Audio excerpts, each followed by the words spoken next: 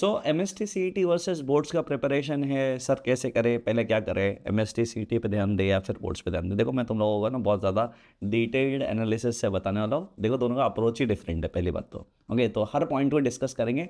थोड़ा टाइम निकल के बैठो, अभी के लिए थोड़ा डिस्ट्रैक्शन हटा दो। मुझे 5 मिनट दे दो, नेक्स्ट 5 मिनट में तुम लोगों को हर एक चीज़ क्लियर हो जाएगा, पक्का पक्का। Let's start.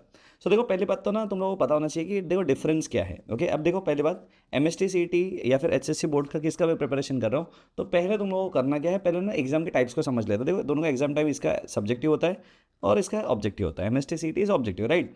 देन इसमें तुम लोग का जो कि ज़्यादातर फोकस होता है वो प्रेजेंटेशन पे और डेरिवेशंस पे होता है। मतलब ज़्यादातर डेरिवेशन कैसे कर रहे हो, उसको प्रेजेंट कैसे कर रहे हो, वर्ड्स क्या लिख रहे हो, इस पे ज़्यादा इंपॉर्टेंस है। लेकिन अगर तुम लोग देखो यहाँ पे स्पीड एंड कॉन्सेप्ट पे डिपेंडेंट होता है एमएसटी सीईटी के एग्जाम्स। इसका मतलब तुम लोगों का भले प्रेजेंटेशन खराब हो, भले तुम लोग हक दे रहे हो हैंड राइटिंग में, तो भी चलेगा, बट अच्छी बात यह है कि तुम्हारा आंसर राइट आना चाहिए।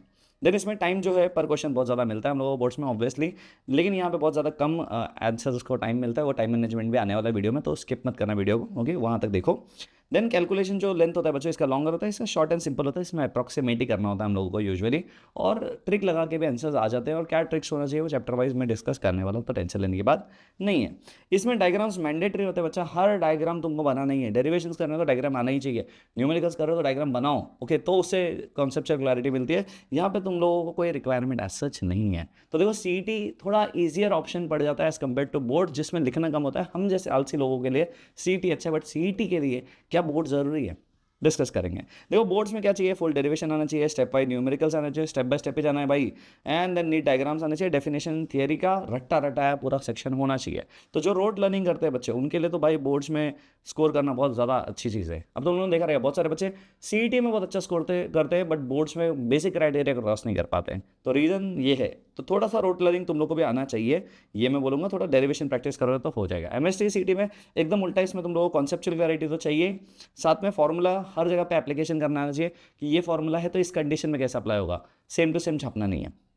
फास्ट न्यूमेरिकल सॉल्विंग आना चाहिए बच्चा, और ट्रिकी एमसीक्यूज को सॉल्व करने के लिए थोड़े ट्रिक्स भी होने चाहिए तुम लोगों के पास में, जिससे तुम्हारा कैलकुलेशन फास्टर हो। ओके, तो यहाँ पे डेरिवेशन एंड लॉन्ग थियरी की कोई ज़रूरत नहीं है, सिर्फ कॉन्सेप्चुअल क्लैरिटी इंपॉर्टेंट है। अब देखो चैप्टर का ना प्रायोरिटी भी अलग है as compare to boards and CET. देखो बोर्ड्स में तो तुम लोगों को सिर्फ क्लास 12 का पढ़ना होता है। सीईटी में क्या है ना, सीईटी में तुम लोगों को 80% तो क्लास 12 का करना है, क्लास 12 का, लेकिन 20% क्लास 11 का भी पता होना चाहिए। अगर क्लास 11 का 20% नहीं आता, इसका मतलब तुम लोगों का वो सेक्शन वेस्ट हो जाएगा। ओके, तो चलो तुम लोगों ना मैं पहले डिफरेंस क्लियर कर देता हूँ। देखो इलेक्ट्रोस्टैटिक्स फॉर एग्जांपल, इसका प्रायोरिटी बहुत ज़्यादा है बोर्ड्स के लिए, बट अगर तुम लोग सीईटी का प्रायोरिटी देखो तो एज कम्पेयर टू बोर्ड्स इसमें उतना ज़्यादा उसका वेटेज नहीं है। बट अगर करंट इलेक्ट्रिसिटी का देखो तुम लोग बच्चा, बोर्ड्स में कम प्रायोरिटी है, सीईटी में ज़्यादा प्रायोरिटी है। मतलब लेकिन स्टिल 4 के आसपास है, इसका मतलब गुड प्रायोरिटी दोनों पे ही। ओके, सिमिलरली मैग्नेटिक इफेक्ट का देख सकते हो। Okay, and similarly EMI and AC का देख सकते हो, दोनों में 4-4 स्टार है। एसी सर्किट्स अगर तुम लोग देखो तो एसी सर्किट का दोनों में ही उतना ही वेटेज है, तो कोशिश करने है कि अच्छे से करना है। ओके, मैंने लास्ट टाइम में बताया था रे ऑप्टिक्स का भी वेटेज अच्छा है फॉर बोर्ड्स के प्रायोरिटी के लिए, लेकिन अगर सीईटी में उतना अच्छे से नहीं आता तो भी चलेगा, कॉज फॉर्मूला बेस्ड है, तो जल्दी क्वेश्चन तुम लोग निकाल सकते हो। लेकिन याद रखना वे ऑप्टिक्स का प्रायोरिटी ज़्यादा है बोर्ड्स में, थोड़ा ही कम है सीईटी में। तो वे ऑप्टिक्स अच्छे से करना, मैं तो बोलता है ऑप्टिक्स सेक्शन अच्छे से करना तुम लोगों को, राइट। फिर देखो वेव ऑप्टिक्स का मैंने बताया। डीएनएम के बारे में अगर देखो बच्चों, तो डीएनएम का अच्छा खासा वेटेज दोनों में ही है। बोर्ड्स में भी पढ़ना अच्छे से तुम लोग को, जैसे मैंने बताया था पिछली बार भी, atoms and nuclei and DNM के टाइम पे अच्छे से प्रिपेयर करना है। सेम एटम्स एंड न्यूक्लिया के लिए भी जा सकते हैं बच्चों। तो बोर्ड्स के लिए तुम लोगों ने अगर अच्छे से प्रिपेयर किया तो तुम्हारा सीईटी का सेक्शन भी अच्छा प्रिपेयर हो जाए, if you have practice GTB numericals as well and some questions based on these topics. Semiconductors का देखो बच्चों, बोर्ड्स में तुम नहीं भी पढ़ोगे ना, सिर्फ थेरी थेरी पढ़ के जाओगे तो भी चलेगा, बट एप्लीकेशन बेस्ड जो पार्ट है बच्चा, मैं बोलता हूँ हमेशा सीईटी में सेमीकंडक्टर को इग्नोर करने वाले बच्चे बेवकूफ़ होते हैं। सेमीकंडक्टर्स के बेसिस पे बहुत सारे क्वेश्चंस ऑलरेडी आ चुके हैं। इसमें तुम लोग अगर देखो आगे जाके तो लॉजिक गेट्स वाले क्वेश्चंस बहुत अच्छे अच्छे लेवल के सीईटी में आ चुके हैं ऑलरेडी। तो तुम्हारे बोर्ड्स का लेवल का अगर तुम लोगों ने सिर्फ पढ़ा है तो नहीं हो पाएगा, थोड़ा सा अच्छे से सॉल्व करना पड़ेगा लॉजिक गेट्स को भी। Okay, then communication system boards में नहीं कर रहे हो, रोटेशनल डायनामिक्स ठीक से नहीं कर रहे हो, मोशन ठीक से नहीं कर रहे हो, चलेगा। अगर क्या ना रोटेशनल डायनामिक्स तुम लोग देखो ना, भर भर के लोग बच्चे पढ़ रहे, बट अगेन प्रायोरिटी पे देखो ना, क्या पी वाई क्यू उतना रिपीट हुआ है, नहीं, क्यों ज़रूरत है फिर इतना ज़्यादा टाइम उस पर इन्वेस्ट करने का। लेकिन हाँ, तुम लोगों को एमएसटी सीईटी के लिए अगर ये तीनों ही टॉपिक को देखो तो तीनों ही टॉपिक के ऊपर क्वेश्चन ज़्यादा है। अब क्यों सर, बहुत सारे आप देखो तो एवरेजली एमएसटी सीईटी में सब में स्टार ज़्यादा है सर। अरे एमएसटी सीईटी में कंबाइंड क्वेश्चंस भी आते हैं, मतलब तुम लोगों को 2-3 चैप्टर्स अगर है तो उनका लॉजिक यूज़ करते हुए तुम लोगों को यहाँ पे यूज़ करें, जैसे वेव मोशन यूज़ कर रहे हो तो वहाँ पे ऑप्टिक्स में थोड़ा सा लग जाता है तुम लोगों को। ओके, वेव्स के बारे में इंटेंसिटी एम्पलीट्यूड दिखाते हैं, तो बेसिकली मिक्सचर है सीईटी। तो सीईटी के लिए तुम लोगों को ना बोर्ड्स का फाउंडेशन चाहिए। अगर तुम लोग के पास तुम लोगों ने बोर्ड्स अच्छे से किया है तो इट क्रिएट्स अ फाउंडेशन। क्या बनाता है ये फाउंडेशन बनाता है किसके लिए? सीईटी के लिए। बट सिर्फ सीईटी पढ़ने वाला बच्चा बोर्ड्स में अच्छा स्कोर करे ये ज़रूरी नहीं है। तो मैं हमेशा बोलता हूँ तुम लोग बोर्ड्स पढ़ रहे हो अच्छे से तो सीईटी में अच्छा स्कोर करने के चांसेस बढ़ जाते हैं। बट ऐसा नहीं होगा कि तुमने सीईटी बहुत अच्छे से प्रिपेयर किया और तुम बोर्ड्स में हाई स्कोर करो। तो हमेशा प्रायोरिटी देना है तुम लोगों को पहले बोर्ड्स को एंड देन उसके बाद में सीईटी को।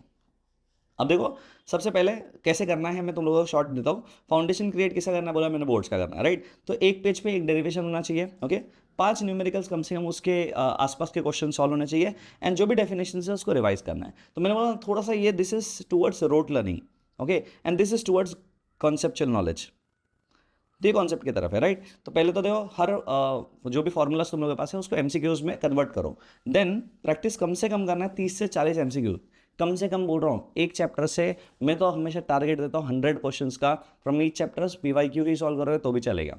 देन उसके बाद में फोकस करो बच्चों यूनिट्स, ग्राफ्स एंड लिमिट्स पे। नेचर देखो कि समझो F is inversely proportional to R square, तो इसका ग्राफ कैसे बनना चाहिए सर? एफ और आर का ऐसे बनना चाहिए, ऐसे ही क्यों बनना चाहिए? वो रीजन भी तुम लोगों को पता होना जरूरी है।